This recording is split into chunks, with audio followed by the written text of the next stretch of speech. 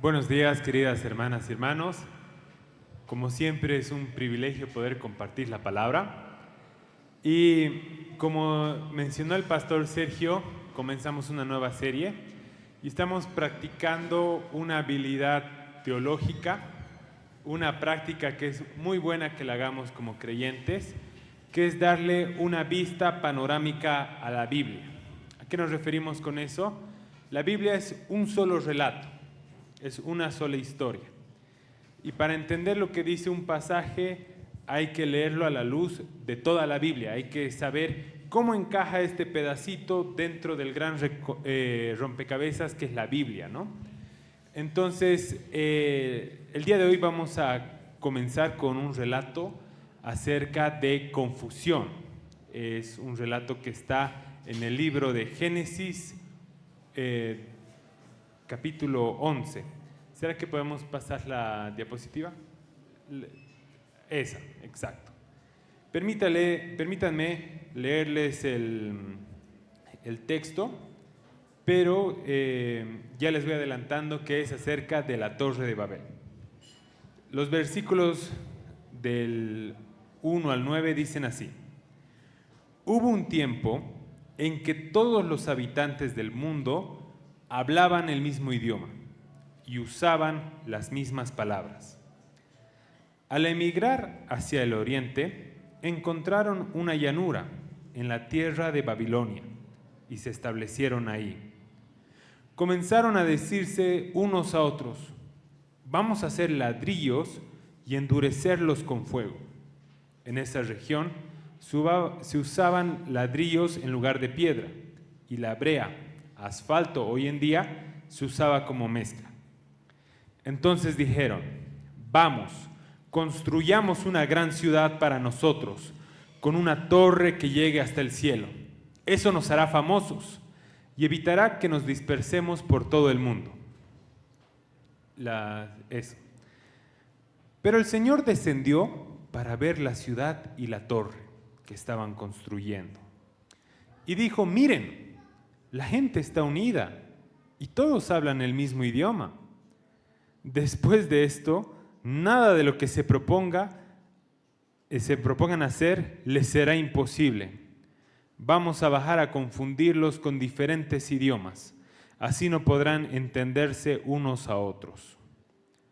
De esa manera, el Señor los dispersó por todo el mundo y ellos dejaron de construir la ciudad. Por eso la ciudad se llamó Babel, porque fue ahí donde el Señor confundió a la gente con distintos idiomas y así los dispersó por todo el mundo. Podemos pasar a la siguiente diapositiva. Desde ahora voy a utilizar esto, perdón. Ahora, algo muy común a la hora de leer la Biblia y sobre todo el Antiguo Testamento es que tratemos de leer el Antiguo Testamento con los lentes de hoy, con la perspectiva de hoy, con preguntas que tenemos hoy en día. Y es un error porque por ahí Génesis, por ahí el Antiguo Testamento se estaba haciendo otras preguntas y estaba respondiendo cosas que nosotros hoy no nos estamos preguntando y no tiene respuestas a cabalidad a los planteamientos que nos estamos haciendo hoy. Entonces, tenemos que ponernos en los zapatos del Antiguo Testamento. Tenemos que pisar los tiempos bíblicos para entender qué significó para el momento en que ha sido escrito o en el momento en que ha sido transmitido. Y ahí empezamos a descubrir un par de curiosidades acerca del libro de Génesis. Por ejemplo, una es que no ha sido un libro que sea escrito de un solo tirón, que ha sido escrito de una sola vez. Génesis es el resultado de siglos, de cientos de años en que se iba transmitiendo de manera oral, se contaban los relatos y por procesos de edición. Había momentos en que Israel pasaba por algo fuerte y revisaban su historia para recordar quiénes eran, para recordar también quién es Dios. Entonces, este libro recoge tradiciones del pueblo de Israel Y fue, como mencionaba, organizado, releído, reinterpretado, editado en momentos clave de crisis. Y un momento que fue específicamente clave y de crisis en la historia de Israel fue el exilio en Babilonia, cuando el imperio babilonio los mandó al exilio, destruyó su templo, hizo un montón de abusos en el proceso y llevaron a un montón de gente, los llevaron de donde estaban a Babilonia para servir ahí como esclavos o como otras cosas más. Entonces, cuando nos acercamos al libro de Génesis, en vez de buscar una respuesta científica acerca del origen de la humanidad o entender cronológicamente a cabalidad toda la historia de la humanidad, mejor nos planteamos preguntas más teológicas y existenciales, que eran las preguntas que se hacían en ese entonces. ¿Quién es Dios? ¿Quiénes somos nosotros como pueblo? ¿Qué significa vivir en pacto con Él? Entonces, estas preguntas nos van a guiar. Eso no quita que el libro de Génesis es un libro veraz, es un libro que contiene verdad bíblica, que contiene la verdad, pero nos va a ayudar a entender mejor estos textos.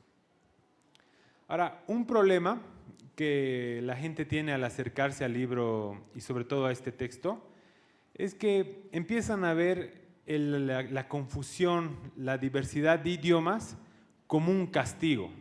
Qué arrogante este pueblo que quiere construir una torre que toque el cielo. ¿Saben qué? Los voy a castigar. Y el problema con eso es que se ve a la diversidad de idiomas como un castigo de Dios. Y eso es problemático, eso es bastante problemático y lo vamos a ver también por qué.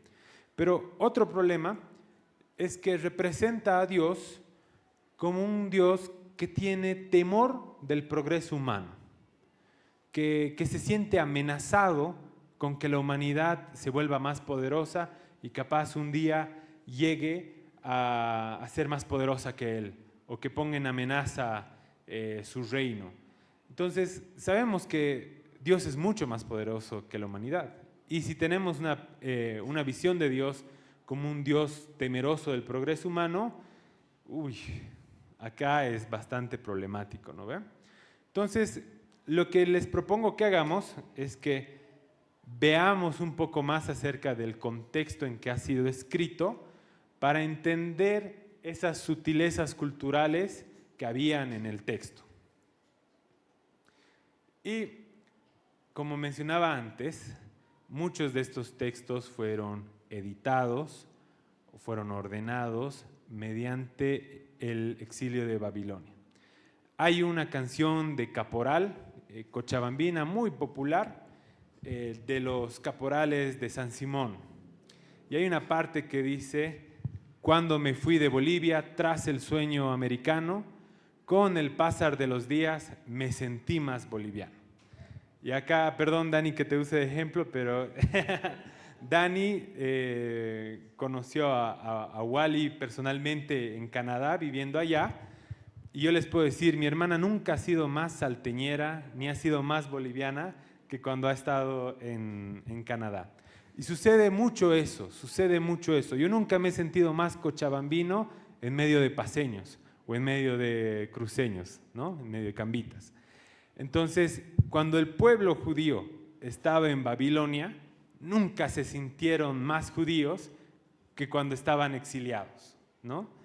Y muchas preguntas acerca de quiénes son, las preguntas que hemos visto antes, se las estaban formulando viviendo en otra tierra, en medio de otra cultura y siendo abusados por otros gobiernos, ¿no? Y cabe destacar que los babilonios, los sumerios, toda la región en sí, tenían mitos fundacionales acerca de cómo surgió el ser humano, cómo surgieron las lenguas y todo eso. Y un poco lo que hacen los relatos en Génesis es confrontar esos relatos con la verdad. y a veces utilizaba un poco de esos ingredientes para demostrarles lo ridículos que eran los planteamientos que estaba haciendo Babilonia, que estaba haciendo Sumeria y las otras culturas del entorno, ¿no? Entonces, vamos a volver a leerlo, pero con otros lentes. Comencemos con este primer fragmento. Hubo un tiempo en que todos los habitantes del mundo hablaban el mismo idioma y usaban las mismas palabras. Al emigrar hacia el oriente, encontraron una llanura en la tierra de Babilonia y se establecieron ahí. Comenzaron a decirse unos a otros: vamos a hacer ladrillos y endurecerlos con fuego. En esa región se usaban ladrillos en lugar de piedra y la brea o asfalto se usaba como mezcla. Entonces dijeron: vamos, construyamos una gran ciudad para nosotros con una torre que llegue hasta el cielo. Eso nos hará famosos y evitará que nos dispersemos por todo el mundo. Ahora, hay algo que se llama el deseo mimético. Esto es un término sociológico de René Girard, pero lo vamos a simplificar bastante. ¿Qué plantea esto? Que el deseo no es algo que simplemente nos surge y nos nace dentro nuestro. Muchas veces deseamos a partir del otro, deseamos lo que el otro tiene o deseamos lo que el otro es. Sucede mucho con los que tienen hijos de 3, 4 años o de cualquier edad, se acercan y dicen: quiero el juguetito que mi amigo tiene, quiero el juguetito que mi amiga tiene, ¿no ve? Y sucede cuando crecemos más, nunca hemos tenido la necesidad de un PlayStation, de un televisor, hasta que un amigo vamos a su casa y vemos que tiene una pantalla de 50 y algo pulgadas, ¿no? Entonces, el deseo nos surge de esa manera, a partir del otro muchas veces, ¿no? Acá en Cochabamba sucede también cuando alguien abre un restaurante y le está así yendo muy bien. ¿Qué pasa? A las pocas semanas abren de lo mismo al lado, ¿no? Bien cochalas, bien envidiositos. Y sucede también como sociedades. Entonces, queremos copiar aquello que admiramos o aquello que admira nuestro rival o nuestra amenaza. Otro ejemplito así. Ustedes han visto que acá tenemos el Cristo de la Concordia y tenemos nuestro teleférico, que ha pasado unas décadas, y Oruro, ¿qué tiene? Tiene su Virgen gigante y tiene su teleférico. ¿Y cuál es la diferencia que han hecho? Es más grande que nuestro Cristo. Entonces, no solo queremos lo mismo más grande, ¿no ve? Y se han pasado alguna vez por Sucre, en la plazuela universitaria, si no me equivoco, seguro alguno de las personas que tenía poder o algo así, se dio un paseo por Francia, se fue por París, volvió y dijo: voy a hacer mi réplica de la Torre Eiffel. Y no solo tienen su Torre Eiffel, tienen su Arco del Triunfo también. Entonces, deseamos así, queremos imitar al resto, sobre todo a los que son exitosos. Las empresas saben eso, le colocan a Messi unos cachos y le pagan para que use unos cachos, para que todos queremos usar esos cachos, ¿no ve? Entonces, es algo muy, muy famoso y conocido. Antes de Babilonia había un imperio llamado Sumeria, y era en la misma región, en Mesopotamia. Y los sumerios son muy famosos porque eran un imperio grande y porque desarrollaron la escritura.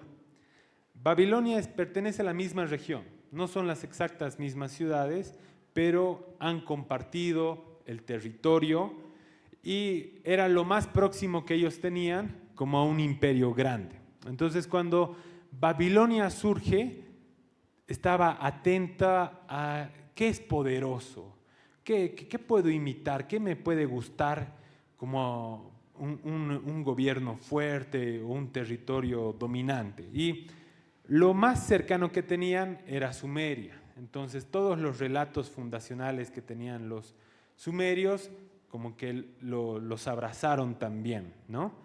y replicaban muchas cosas. Entonces, cuando Babilonia surgió, era una especie de hagamos Mesopotamia grande otra vez. Volvamos a lanzar este mega imperio que tenemos. Y dentro de eso hay un templo, Etimenenki, que fue construido primero por Hammurabi, este sí era un templo babilónico, y que cuando entró el imperio asirio lo destruyeron. Pero cuando empezó a surgir nuevamente el imperio babilónico, Nabopolassar y su hijo Nabucodonosor dijeron, ¿saben qué? Este proyecto, este templo que estaban haciendo, tenía cositas. ¿Qué tal si lo reconstruimos? Y empezaron a reconstruirlo 626 a 570 años antes de Cristo. Ahora, eso coincidía un poco con el exilio judío en Babilonia, que fue de 597 antes de Cristo, la primera deportación, y la segunda en 586, que ahí también hubo la destrucción del templo, ¿no? El templo de Salomón. Entonces, acá podrán ver este cuadro con ladrillo, medio de adobe. Este cuadro es la reconstrucción. Y esto de acá adentro es el exilio de los judíos en Babilonia. Entonces, hay una superposición. Ellos han visto, ellos han vivido esto, ¿ya? Y un poco lo que estaban haciendo Nabucodonosor y Nabopolassar con el imperio sumerio y también con el imperio de Nabucodonosor, es como Kylo Ren, el nieto de Darth Vader, está viendo el casco de Darth Vader todo destrozado, y en vez de decir, yo cambiaré mi vida como lo hizo Darth Vader, dice, yo voy a continuar aquello que tú empezaste. Y voy a seguir haciendo las cosas malas y en vez de, en lo que tú fracasaste, yo venceré, ¿no? Entonces, ese era el propósito de Nabucodonosor. Y este templo, Etemenanki, que es el que muy probablemente estaba haciendo referencia el texto de la Torre de Babel, medía 91 metros. El Cristo de la Concordia, con la base y todo, mide 40.44 metros. Así que el templo de Etemenanki realmente era mucho más grande. Y nosotros leemos ladrillos calentados y asfalto y no nos impresiona mucho, pero para su tiempo realmente era un avance tecnológico significante, ¿no? Entonces, ustedes saben que cuando alguien viaja y vuelve a Cochabamba, si es que lo ha hecho en avión, sabe que está en Cochabamba cuando empieza a oler el río Rocha, ¿verdad? Cuando estás viniendo en flota o en auto, cuando ya empiezas a ver el Cristo, ya sabes que estás en Cochabamba, ¿no? Entonces, se puede ver desde lejos, desde la Blanco Galindo, ya puedes divisar. Desde Sacaba lo ves de espaldas, pero lo puedes llegar a ver de muy lejos. Háganse la idea que el Etemenanki era el doble de alto, probablemente de la altura del edificio de los tiempos. Pero la cosa del edificio de los tiempos es que es un edificio delgado. Este era medio piramidal, entonces era mucho más impactante de ver. Ahora, ¿qué sabemos de este edificio Etemenanki, que es el que probablemente se refería a la Torre de Babel? Primero, que tenía 91 metros, como les mencionaba. El núcleo estaba hecho de adobe crudo, pero el exterior era ladrillo cocido al horno y estaba juntado o unido con betún, con asfalto. Es literal la misma descripción que hace el texto de Génesis. Y lo que hacían es que el último piso lo pintaban de azul para que cuando tú lo veas de lejos pareciese que se hiciese uno con el cielo. Cuando Nabucodonosor lo terminó, hizo que le inscriba: levanté el Etemenanki como el corazón del cielo. Esto para ellos querían que sea como donde el cielo y la tierra se unen. ¿no? Era su intento de hacer el cielo acá en la tierra, lo cual es muy problemático desde una óptica cristiana, una óptica del reino de Dios. Entonces, acá lo que está haciendo el pasaje bíblico está haciendo alusión a cosas que estaba viviendo el pueblo judío en su entonces, ¿no? Entonces, como coincidía con el periodo del exilio, ellos podían ver este templo, podían ver las intenciones que tenían los babilonios, y un cacho que el pasaje bíblico se está mofando o está haciendo referencia a esto. Y algo muy, muy triste es que también, como los babilonios esclavizaban a quienes llevaban a su tierra, probablemente los judíos hayan tenido que trabajar en la construcción de este templo, ¿no? Entonces, está cargadito el pasaje bíblico de estos detalles. Pero sigamos leyendo. El Señor descendió para ver la ciudad y la torre que estaban construyendo. Y dijo: miren, la gente está unida y todos hablan el mismo idioma. Después de esto, nada de lo que se propongan hacer les será imposible. Vamos a bajar a confundirlos con diferentes idiomas. Así no podrán entenderse unos a otros. Había un texto sumerio que se llama Enmerkar y el Señor de Arata, que era una serie de relatos que prácticamente era propaganda política para el imperio sumerio. Como hace 10 años uno prendía Bolivia TV y sabíamos que todo era propaganda política para el gobierno de turno, estos relatos tenían un poco de eso, eran propaganda política para el imperio sumerio. Y Enmerkar era un rey bastante poderoso de la ciudad Uruk, que estaba construyendo un templo para uno de las dioses que ellos tenían. Y había un pueblo llamado Arata que tenía materiales preciosos, precisamente lápiz lazuli, que es esa cosa azul, oro, plata y madera fina. Entonces, él estaba un poco cansado y no quería entrar y tomar las cosas por la fuerza porque hubiera implicado guerra. Entonces, trata de hacerlo a través de la diplomacia. Y entonces mandaban mensajeros para negociar. Y este señor de Arata era muy astuto. Entonces, aceptaba una cosa, pero ponía un montón de condiciones esperando que algún rato se aburra y deje la intención de tener estos materiales preciosos. Pero ¿qué pasa? Llega un momento en que los discursos eran tan largos y eran tan complejos que los mensajeros se confunden y ya no sabían qué mensaje tenían que llevar a un rey y al señor de Arata. Entonces este Enmerkar agarra una tablilla y pone por escrito los tratados de la cuerda. Entonces, como acá todo estaba por escrito, era aceptas o no, cierre de las negociaciones, y llega a subyugar al señor de Arata por medio de la escritura, que tomemos en cuenta, hasta entonces no había la escritura. Entonces este es un relato que busca explicar el origen y el propósito de la escritura.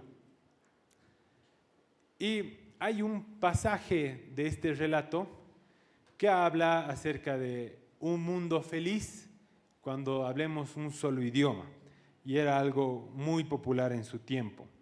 Básicamente decía: llegará un día en que no habrá depredadores, ni rivalidades, ni miedo. En ese día todos los pueblos, sin importar su idioma, se dirigirán a una sola voz y hablarán como uno solo. El habla de la humanidad será unificada, no por memoria de lo que fue, sino por conquista de lo que será. Entonces, este relato básicamente lo que quería transmitir eran tres cosas. Primero era legitimizar el poder del imperio sobre las naciones. Esta persona, el rey Enmerkar, tenía el favor de sus dioses. Buscaba exaltar la escritura como instrumento de poder imperial. Si ahora las negociaciones, los acuerdos de paz, el comercio, todo se va a hacer a través del lenguaje escrito, nuestro idioma va a ser el idioma que todos van a hablar. Y busca exaltar esto, mostrando como una utopía, un tiempo ideal en que si todos hablan el idioma imperial, realmente nada se va a poder anteponer a nosotros, ¿no? Un poco haciendo referencia al Señor de los Anillos, el Señor de los Anillos hablaba de un anillo para dominarlos a todos. Acá el relato de Enmerkar y el Señor de Arata habla de un idioma para dominarlos a todos, ¿no? Y realmente no hay pocas cosas tan esenciales, tan identitarias como el lenguaje. Si te quitan tu idioma, tu lengua materna, realmente te están arrebatando quién eres, ¿no? Hay expresiones que cada idioma tiene que otras culturas no tienen algo parecido, no se puede describir. Les voy a dar un ejemplo. El inglés tiene el I like you, que es el me agradas, y directamente tiene el I love you, que se puede traducir literalmente como te amo, pero a nivel de intensidad se traduce más como el te quiero. Pero qué loco que nosotros con el español tenemos el te amo, que no se dice a cualquiera, que es algo bastante único. Y esa es una cosa cultural que nosotros tenemos a través del español, que no tiene otras lenguas. Y cada lengua, cada idioma, tiene cositas así únicas. Y si nos robamos eso, realmente perdemos mucho, perdemos nuestro corazón, perdemos nuestra identidad. Entonces, acá Babilonia tenía muy presente esto, ¿no? Y un poco como el meme que estaba mostrando de Darth Vader y Kylo Ren, un poco Nabucodonosor mira al imperio sumerio o mira a sus antepasados y dice, yo terminaré aquello que tú empezaste. Pero ahora con eso en mente, me gustaría que leamos este versículo.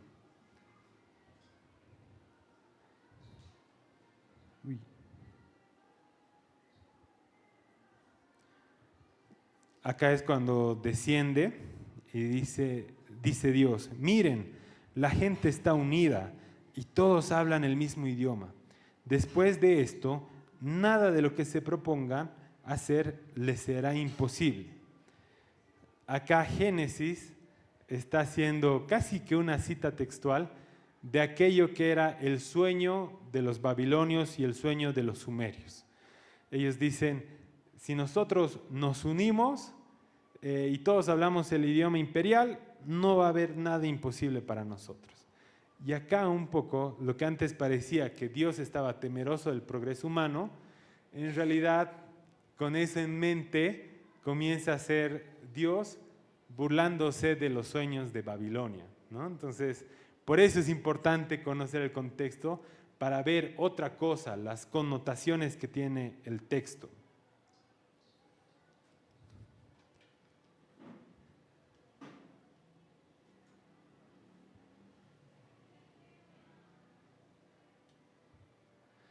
Ahora, hay algo muy importante dentro de Génesis y dentro de los primeros 11 capítulos habla del origen de la humanidad y dentro de esos primeros 11 capítulos que son mensajes más para la humanidad en sí, hay un mandato que se repite 3 veces, que es el de ser fructíferos, multiplíquense y llenen o repueblen la tierra. Está en Génesis 1:28, está también después del diluvio y después del diluvio lo repite 2 veces, así que hay un énfasis acá bastante fuerte. Entonces, Dios está mandando a la humanidad ser fructíferos, multiplicar, llenen la tierra, dispérsense en la tierra. ¿Y qué es lo que está haciendo la Torre de Babel? Está queriendo ser una ciudad famosa. Babilonia está queriendo ser una ciudad famosa donde todos quieran ir a vivir ahí y formar parte de este lugar tan único para el imperio. Pero eso es una desobediencia y una rebelión directa al mandato bíblico de lo que está pidiendo Dios en Génesis. Entonces, acá esta es la verdadera ofensa, el querer centralizarse en un lugar y ya no dispersarse y llenar la tierra como Dios mandaba. Ahora también hay que ver otra cosa más, que Babilonia era un imperio muy, pero muy cruel. Primero, deportaba pueblos enteros con su política de Estado y destruía su identidad y su capacidad de rebelión. Por ejemplo, para tomar Jerusalén, ¿qué hicieron? Rodearon la ciudad por 1 año y medio, la asediaron, no permitieron que entre alimentos, hasta el punto que la gente se moría de hambre y se rendía. Ejecutó, por ejemplo, a los hijos de Sedequías ante sus ojos, o sea, hizo ver lo que han ejecutado sus hijos y luego le quitaron los ojos al rey. Y luego llevaron a ese rey encadenado y ciego a Babilonia. Ejecutaban a líderes, sacerdotes y funcionarios en masa, y Nabucodonosor se creía un dios en sí, así que ordenaba que adoren su estatua, o si no, iban a ser quemados vivos en un horno de fuego. También vemos que construyó su esplendor o su ciudad a costo de los pueblos conquistados que trabajaban en eso como esclavos. Y también eran extractivistas, agarraban élites o personas muy bien formadas para que empiecen a servir al imperio. Entonces, con eso en mente, cuando leemos esto, que de esa manera el Señor los dispersó por todo el mundo y ellos dejaron de construir la ciudad, por eso la ciudad se llamó Babel, porque fue ahí donde el Señor confundió a la gente con distintos idiomas y así los dispersó por todo el mundo. El texto bíblico, cuando habla de Babel, está hablando en clave de Babilonia. Estaban viviendo oprimidos. Entonces, sí, el texto es bastante directo con a quién se está refiriendo, pero también tiene que ser cuidadoso, no puede hablar muy de frente, porque si no significa ejecuciones en masa y castigo a todo el pueblo, ¿no? Pero lo importante que veamos en este pasaje bíblico es que lo que Dios hace no es castigo. La confusión de idiomas, la diversificación de lenguas, no es un castigo, es más bien la intervención, la liberación de Dios.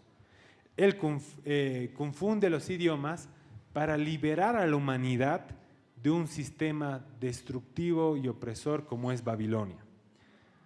Otra cosa es que sabotea los planes de los imperios opresores.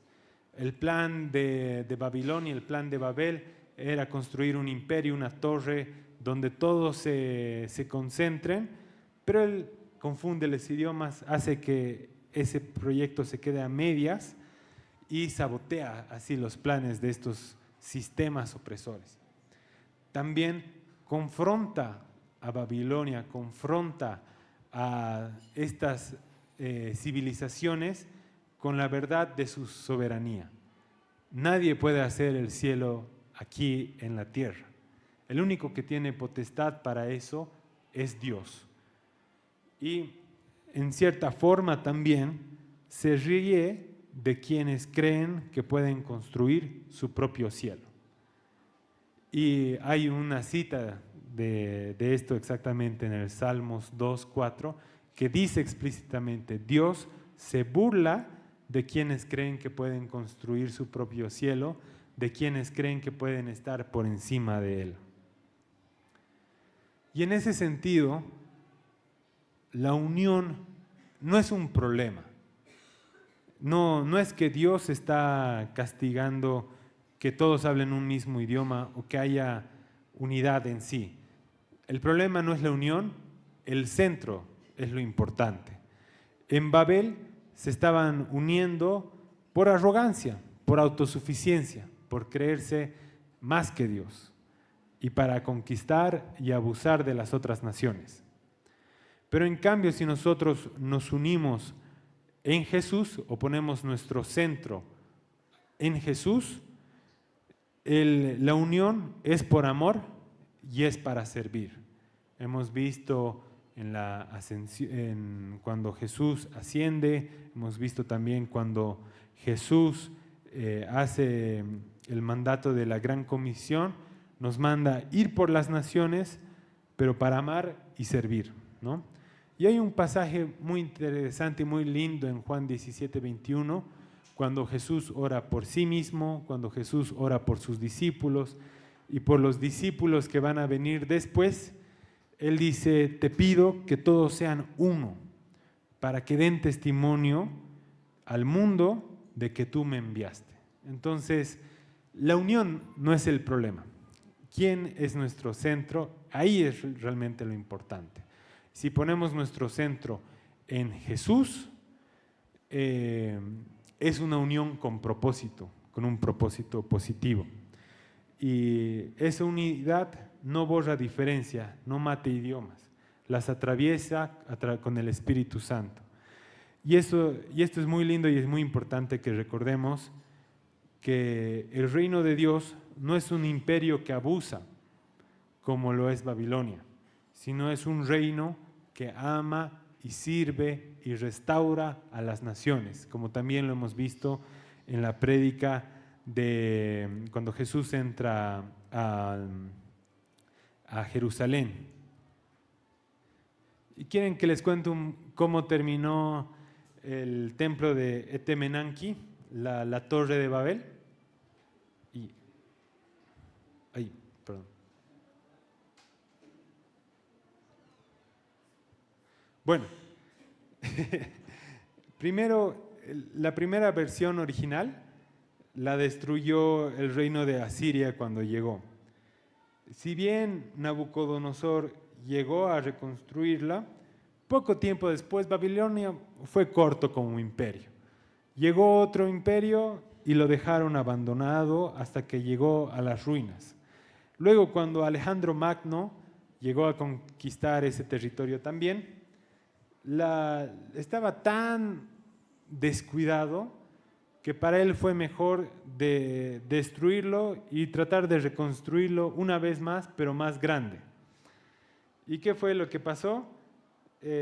Alejandro Magno muere, porque también fue un tiempo de esplendor muy alto, pero muy corto, y los ladrillos se quedaron esparcidos en el suelo. Y ese es el futuro de todo gobierno, de todo sistema que quiere hacerse o quiere estar por encima de Dios. Va a quedar en la nada absoluta, ¿no? Y queridas hermanas y hermanos, si hoy en día ustedes ven algún imperio, algún sistema corrupto, algún gobierno o algún poder que abuse de los demás, o que probablemente ustedes estén sufriendo bajo un poder así, no va a sobrevivir. Tiene sus días contados. Dios está por encima de todo. Y por más poderoso que pueda parecer cualquier gobierno, no son nada en comparación de Dios. Y puede que en algunos momentos nos sintamos desanimados, sentir que no hay futuro, no hay esperanza para el mundo. Pero permítanme decirles que hay un Dios más grande que cualquier sistema o potestad que gobierne el mundo, y que Él va a juzgar estos sistemas opresivos. Y como han visto esta Torre Babel más grande, el doble del tamaño del Cristo de la Concordia, y en ese entonces, ¿no? Y ahora, hoy en día es un hueco el espacio donde era esto. Ni siquiera queda como otros monumentos que todavía han perdurado en el tiempo. Este es un hueco en Irak, ¿no? Entonces nada va a estar por encima de Dios. ¿Y qué sí trae esperanza? Es la intervención de Dios, que Dios siempre va a obrar por su pueblo y a través de su pueblo, ¿no? y que Él nos promete un gobierno de amor, de unidad y de restauración. Muchísimas gracias.